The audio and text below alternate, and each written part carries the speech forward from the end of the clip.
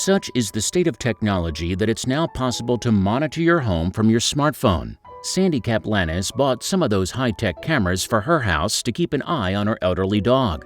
However, when she checked the cameras, she was perturbed to see a mysterious girl inside. Hello, wonderful people. I'm Jamie Buck from WonderBot. And here is... This woman got a spy camera to watch over her dog. Then she saw a creepy image of a mysterious girl. Before we begin, make sure you smash the like button, subscribe to our channel, and click the notification bell for more amazing videos.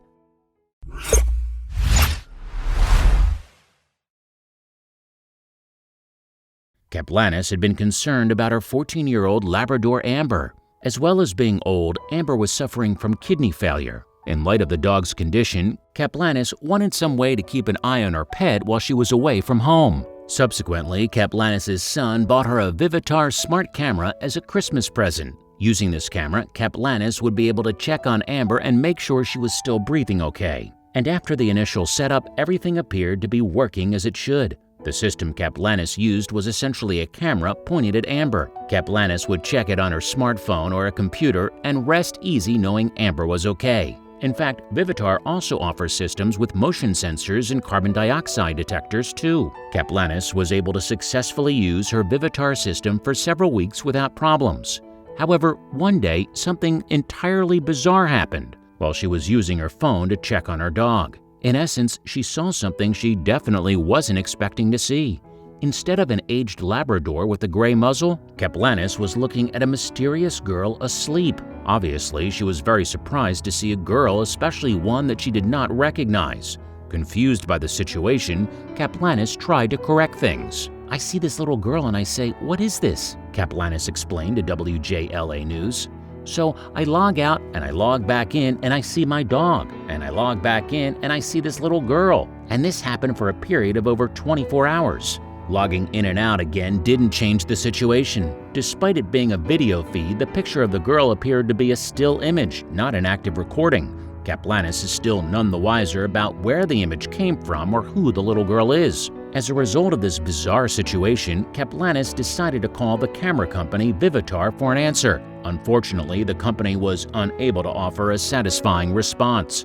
It had no idea who the girl was either, nor why she would have appeared on Kaplanis' video feed. Despite its continuing ignorance, Vivitar was quick to offer Kaplanis some restitution. For one thing, it delivered some new cameras to replace the old ones. Although it was a nice gesture, it didn't explain how the situation arose, nor why the cameras themselves were at fault. In the event, Vivitar also apologized for the incident and promised to investigate the matter thoroughly. Kaplanis was unconvinced. It turns out that she wasn't frightened or creeped out by the sight of the girl, but worried that other, less friendly characters might be able to spy on her and other children. Kaplanis said, "I want people to know if you buy this and set it up for a little baby, somebody else could be watching."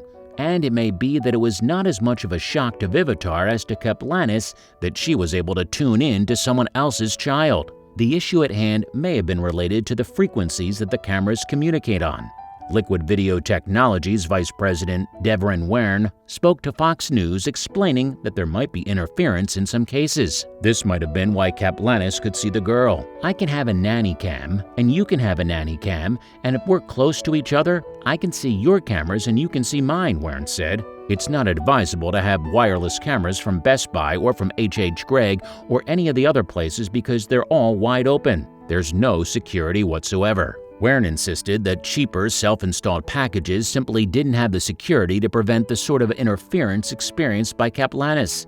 Furthermore, he added that a professionally installed system would protect against tampering. He suggested using a company such as his own. Kaplanis' story may be an odd one, but it isn't the first time that people have used nanny cam technology and seen something surprising. With this in mind, HuffPost published an article on people's experiences. They ranged from the amusing to the disturbing. One nannycam user had an issue with a time lag or delay. As a result, they saw a figure pick up the baby on the camera and walk out of the room holding them.